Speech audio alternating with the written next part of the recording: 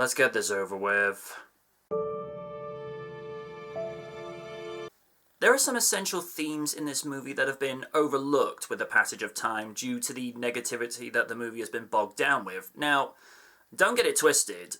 The movie is deserving of the negativity with regards to writing, plot progression, character arcs, and in some cases, character assassination.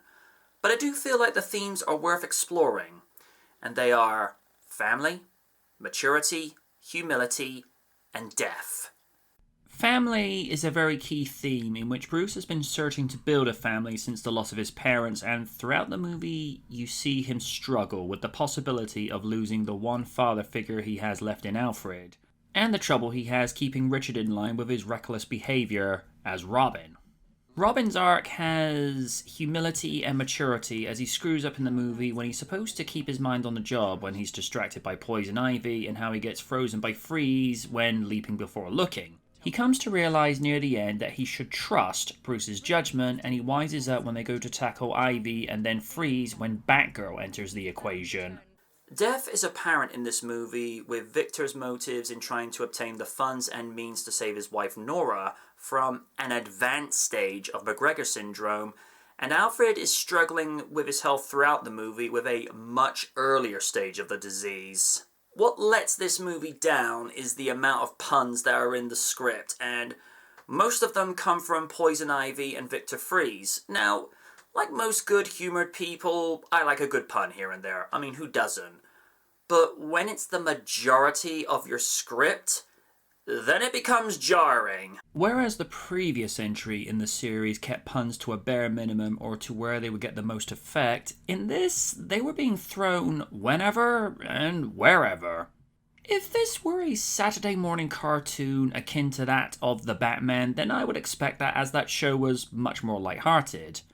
But when you consider the dark, brooding nature of the previous movies and the in-between level of Batman Forever, then you would think that the train of thought would be continued into this. Apparently not. And I suppose some of you would like me to address the Bat credit card.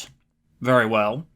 I must be one of the few that thinks this actually makes sense, because to the average Gothamite, how else would he pay for his suits, gadgets, and vehicles? Since Bruce Wayne and Batman are separate people to most that didn't know the true identity of either, then it would make sense that he would have the means to pay for his equipment. Also, is it just me, or does this scene seem oddly relevant now? Well, your intentions are noble, but no diesel fuel for heat, no coolants to preserve food. Millions of people would die of cold and hunger alone. Acceptable losses in the battle to save the planet? People come first, Dr. Eisen. The writing here is 50-50. There are some good themes in here that are underrated and overlooked, but the problem is the other half is lousy writing and an oversaturation of puns in the script that really belong more in a Saturday morning cartoon setting. I have to grade this on 2 levels. As Bruce Wayne, Clooney delivers effortlessly as a man that is having to keep his partner Grayson in line, find the means to defeat a trio of new foes to his rogue gallery, and having the fear of losing a loving surrogate father figure in Alfred, whom has been his confidant and his pillar of support throughout his whole life after losing his parents. As Batman, oh boy, bland, flat, wooden, and generally unmemorable. His delivery just came across as forced and no conviction, and from what I can remember, he didn't even disguise his voice. That's bad. I have the feeling that Clooney was selected to be the Bat because he was the it guy at the time. He was a popular regular on ER, having guest spots on Friends, and being the cult classic from dusk till dawn. And it's not hard to understand. He's a good actor, very good looking, but he just wasn't the Bat. He has even apologized on multiple occasions for ruining Batman, and he even called himself, quote, a waste of money for the movie. The only actor that puts out a full, decent performance. Michael, along with the late Pat Hingle, are the only actors to have been in all 4 movies. Goff puts in a solid performance of a man with his frailties exposed due to an illness known as McGregor syndrome. The same as Nora Freeze, but nowhere near as severe. I get that Robin's arc was to feel appreciated and learn the value of humility and maturity, but the way that Chris's lines were written just came across as a complaining spoilt brat that didn't get what he wanted.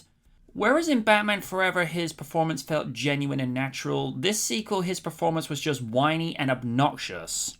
And to be fair, that's down to the direction he was given, and not entirely his fault.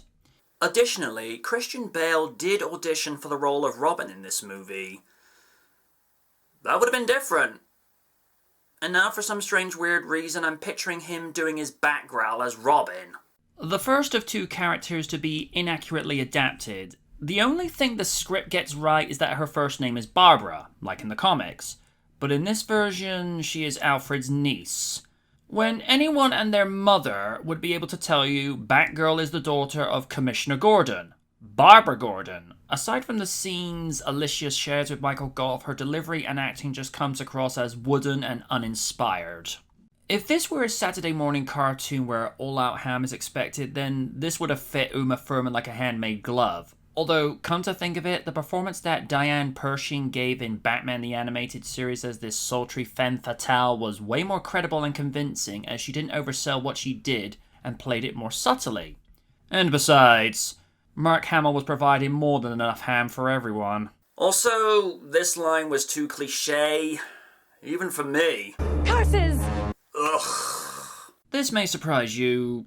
I'm not going to be harsh with this review of his performance. If you have Schwarzenegger in a role and he hams it up to the 12th degree, then what were you expecting? Because if you were anticipating a sympathetic character study akin to that of Michael Ansara from Batman the Animated Series, then guess again. I mean, I could rag on Arnold's take on Mr. Freeze, but what's the point? When you hire folks like him, Jim Carrey, Melissa McCarthy, and others, you get exactly what you pay for. Interesting thing to note, Patrick Stewart had been considered for the role of Victor Freeze, and I think that would have had a much more serious take on the character akin to that of Michael Ansara, and I could have seen Patrick pulling this off effortlessly. What we have here is character assassination. Those that know and understand Bane's character know that he's a former Hispanic wrestler and mercenary for hire that opted for enhancements in order to increase his strength and ferocity. That, and there was a certain suaveness to the character that had been seen in Batman the Animated Series. The only similarity that this Bane has is the enhancement. Other than that, he's nothing more than a heavy that does as he's told by Freeze and Ivy. Outside of relaying instructions to Batman, Pat really has nothing to do in this sequel, and even then he phones it in. So his contributions in this sequel are wasted, which is a shame because this was his final appearance as Commissioner Gordon. This is one of the very few redeemable aspects of the movie, but I'm just going to say right here and now, I'm not a fan of this particular Batmobile. I know they say to each their own, but the design just didn't do it for me. And the suits. No, just no. The black and blue combination just wasn't a good fit. And the fact that the suits had nipples and codpieces just made scenes where they're walking through distracting. When the previous suits were jet black, there was a subtlety to it. It made hiding in the shadows more plausible. Blue and black? Not so much. The gadgets do their job as they have done before, and the visual effects with Ivy's plant powers and Mr. Freeze's weaponry still look good today. Elliot Goldenthal returns for composing duties and uses the themes he had written from the previous movie, but uses some tender scores when showing Alfred's frailties and Freeze observing his wife's cryostasis. The uplifting piece at the end when Alfred has recovered was nice, as it was rewarding to see that a treasured family member had survived to what would have been the next chapter in the series, which then led into the ending score of the trio running from the bat signal. The music did its job, which is more than I can say for the writing. The movie had a budget of 125 to 160 million, and it only grossed a worldwide profit of 238.2 million. When you look back at previous movies like Batman grossing 411.5 million, Return scoring 266.8 million, and Forever bringing 333.6 million, then $238 million can be seen as a disappointment. The movie was heavily criticized for being too family-friendly and jokey after it strayed too far from its dark tone of the first movies. This is why Michael Keaton didn't sign on for Forever, as when he heard it would be lightened, he knew it was not being true to the tone of what they had achieved in the movies he did. Joel Schumacher has even given an apology for the way it was received. Quote, "If there's anybody watching this that, let's say, loved Batman Forever and went into Batman and Robin with great anticipation, if I've disappointed them in any way, then I really want to apologize, because it wasn't my intention. My intention was just to entertain them." The series was cancelled even though attempts were made to continue it, with unproduced projects like Batman Unchained that would have seen rapper Coolio appear as the Scarecrow, and to Batman Triumphant that would have seen Robin ascend to Nightwing, Nicolas Cage portraying the Scarecrow, and possibly Madonna as the daughter of Jack Nicholson's Joker, Harley Quinn. The series was rebooted in 2005 with director Christopher Nolan taking a more realistic approach to the character with Batman Begins. British actor Christian Bale portraying a more volatile version of the character that showed a much darker performance not seen since Batman Returns. Depending on who you speak to, the movie has been enjoyed on VHS, DVD, Blu-ray, and 4K since 1997. I'm MJ Knight, and we relived Batman and Robin.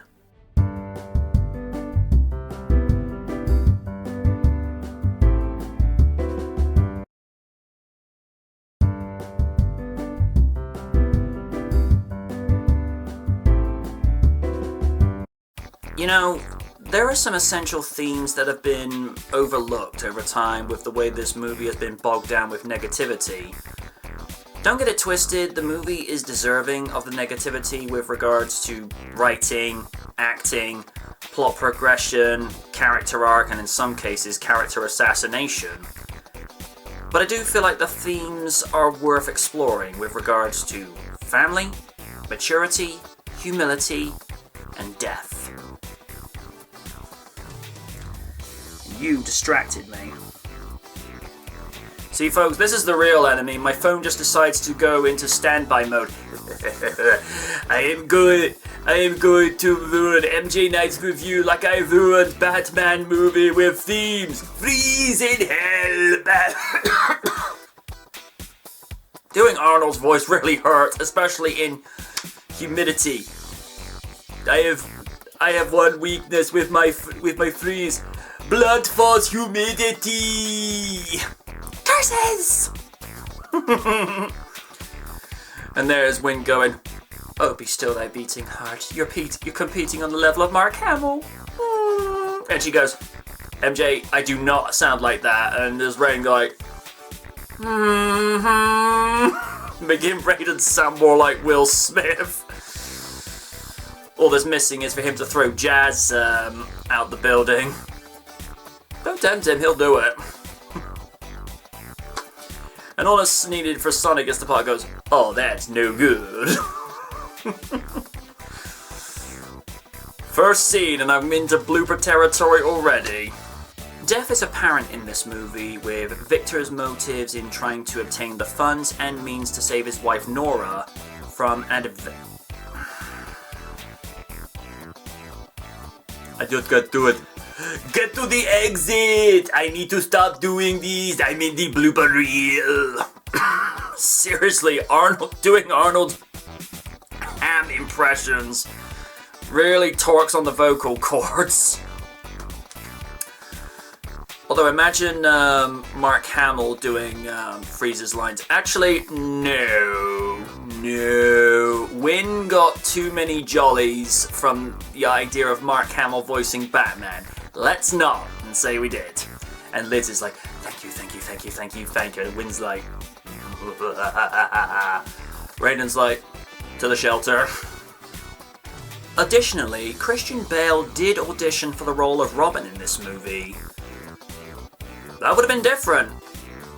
And now for some strange weird reason I'm picturing him doing his bat growl as Robin.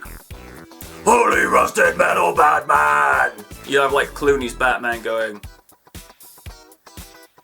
Although The Rock as Batman, "Finally!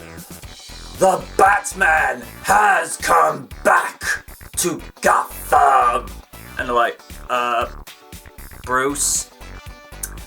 You're a superhero, not a wrestler. That's the other guy. You know who I mean. Interesting thing to note, Patrick Stewart had been considered for the role of Victor Fries, and I think that would have had a much more serious take on the character akin to that of Michael Ansara, and I could have seen Patrick pulling this off effortlessly. Insert make it so mean here. As a good blooper. But seriously, that one.